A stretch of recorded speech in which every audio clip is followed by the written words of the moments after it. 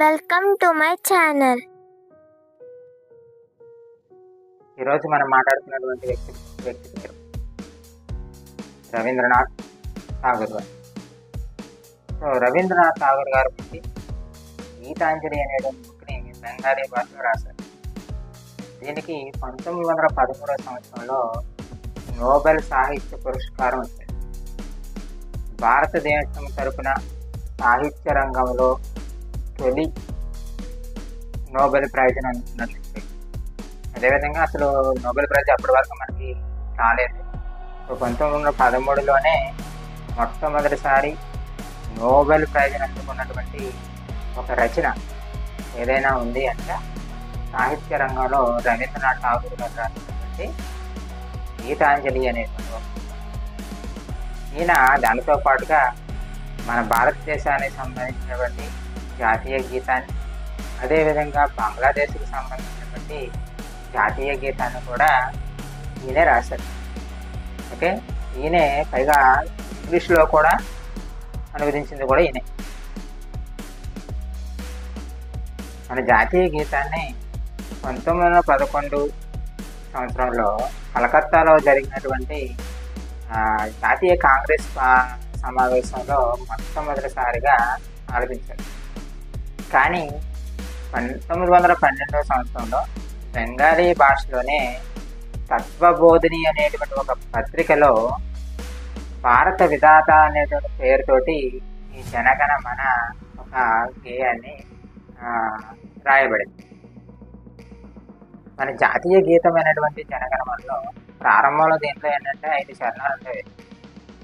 ఈ 5 చరణాల్లో మన భారత రాజ్యాంగ నిర్మాతలు ఎవరైతే ఉన్నారో వాళ్ళు మొదటి 8 లైన్లను మాత్రమే భారత జాతీయ గీతముగా అంగీకరించి దాన్ని ఆమోదించి 1950 జనవరి 24 నుంచి దీన్ని జాతీయ గీతంగా అమల్లోకి తీసుకొచ్చారు. మన జాతీయ గీతాన్ని రవీంద్రనాథ్ ఠాగూర్ గారే ఇంగ్లీష్లో కూడా అనువదించారు. 1919 సంవత్సరంలో the morning song of India అనే పేరుతోటి జాతీయ గీతమైన జనగణమనని ఇంగ్లీష్లోకి అనువదించారు.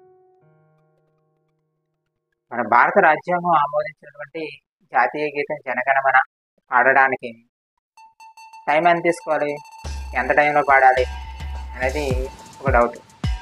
సో దాన్ని ఫుల్ వెర్షన్ పాడడానికి 52 సెకండ్లు, షార్ట్ వెర్షన్ పాడడానికి 20 సెకండ్స్ టైం మాత్రమే తీసుకోవాలి. అంటే ఈ టైంలో మాత్రమే దాన్ని కంప్లీట్ చేయాలన్నమాట.